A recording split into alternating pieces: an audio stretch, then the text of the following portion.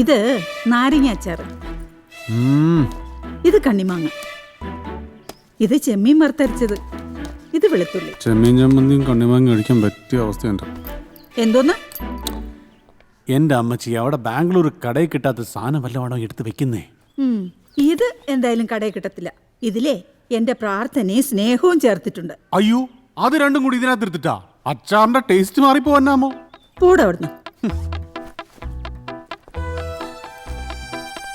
ആ മോനെ ജോ, ഒരു മിനിറ്റ്. എന്നതാ ഇതെന്നാ ഒരു ജോലി കിട്ടി പോകുമ്പോ കുരിശാന്നോ എടുത്ത് കൈ തരുന്നേ? ഇത് നേർച്ച രൂപ. നിന്റെ സ്റ്റെബിലൈസർ കമ്പനി പൊട്ടിയപ്പോ അമ്മച്ചി നേർന്നതാ. ജോലിക്ക് ചേരുന്ന ആദ്യ ദിവസം തന്നെ ബാംഗ്ലൂരിലെ കൊള്ളാവുന്ന ഒരു പള്ളിയില് ഇതങ്ങ് സമർപ്പിച്ചേക്കണം. ആ മോനെ, ഇത് നിന്റെ ഇലക്ട്രിക്കൽ ഷോപ്പ് പൂട്ടിയില്ലേ, അപ്പൊ അമ്മച്ചി നേർന്നതാ. പിന്നെ ഇത് ട്രാവൽ ഏജൻസി പൂട്ടിയപ്പോ നേർന്നായിരിക്കും. ആഹാ, അതിന് നേർന്നത് സബാസിനോസ് പുണ്യാളന്റെ രൂപ. അത് ഞാൻ എടുത്തു തരാം. നിൽക്കുന്നു, അത് മൊത്തമായിട്ട് തന്നേരെ. ഞാൻ കംപ്ലീറ്റ് പുണ്യാളന്മാരെയും കൂടെ ബാംഗ്ലൂർ പള്ളിയിൽ അടക്കിക്കോളാം.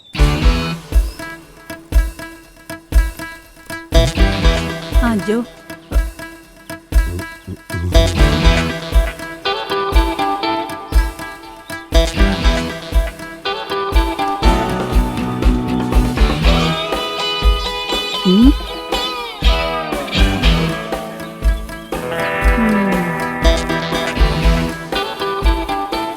വാടാ ഇവിടെ. നിന്നെ വിളിക്കുന്നു. എന്നല്ല നിന്നെ. രണ്ടുപേരും ഇങ്ങോട്ട് വരാൻ. അമ്മച്ചി വഴക്ക് പറയണ്ട അമ്മച്ചി. അതെ, അമ്മച്ചിയുടെ മോനൊരു മംഗളകാര്യത്തിന് ഇറങ്ങുമ്പോ ഞങ്ങളെ വഴക്ക് പറഞ്ഞ അമ്മച്ചിയുടെ മോന് തന്നെ ദോഷം. അങ്ങനെയുണ്ട്, എന്നെ ബൈബിളിൽ പറഞ്ഞിട്ടുണ്ട്. വാടാ ഇവിടെ. ഇവരെന്തോന്ന് സ്കൂളിലെ ഹെഡ് മാസ്റ്റർ ആയിരുന്നു? ചുമ്മാതല്ല, അവന്റെ അപ്പം നേരത്തെ പോയി. എന്നെ മരിച്ചെന്നാണല്ലോ അവൻ പറഞ്ഞത്. അമ്മച്ചി ഇന്നത്തേക്ക് അമ്മരൊന്നും പറയണ്ട പ്ലീസ് പ്ലീസ് പ്ലീസ് പ്ലീസ്. അയ്യോ പോയി. സ്വന്തം ബിസിനസ് എന്നൊക്കെ പറഞ്ഞ് കാശ് കളഞ്ഞപ്പോഴേ ഞാൻ നിങ്ങളെ ശകാരിച്ചിട്ടുണ്ട്. പക്ഷേ ഇപ്പോ നിങ്ങൾക്ക് ഒരേ കമ്പനിയിൽ ഒരുമിച്ച് ജോലി കിട്ടിയിരിക്കുന്നു. നിങ്ങളൊക്കെ ഒരേ മനസ്സാന്ന് അതിന്റെ സാരം. നിങ്ങളൊക്കെ അമ്മച്ചിക്ക് മക്കള് തന്നെ. പോയിട്ട് കർത്താവ് അനുഗ്രഹിക്കണം. മറ്റേ കാര്യം ഒന്നും കൂടെ അനുഗ്രഹിക്കണം. അമ്മച്ചിയുടെ കാര്യം. ഇത് എവിടെ നിന്നാടെ സൽമാൻ ഒരു വൃത്തിയായിട്ട് ശബ്ദം വരുന്നത്? ഞാൻ വിതുമ്പിയതാ. ഇതാണടാ അമ്മ, ഇതായിരിക്കണോടാ അമ്മ. എനിക്ക് കൊണ്ട് ഒരെണ്ണം. എന്ത്? ഞാൻ യാത്ര പോണെന്ന് പറഞ്ഞപ്പോ പറയാ, നിക്കാഹാകുമ്പോ അറിയിക്കണം, ബിരിയാണി കഴിക്കാൻ വരാന്ന്. വിളിക്കുന്നു, വാ.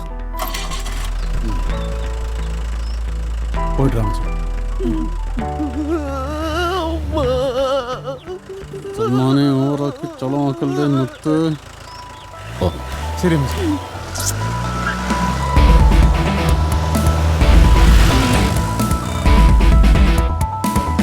കർത്താവേ കാത്തോളനെ.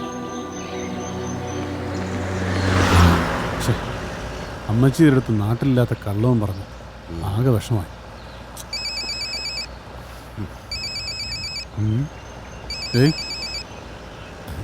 ആരുടെ?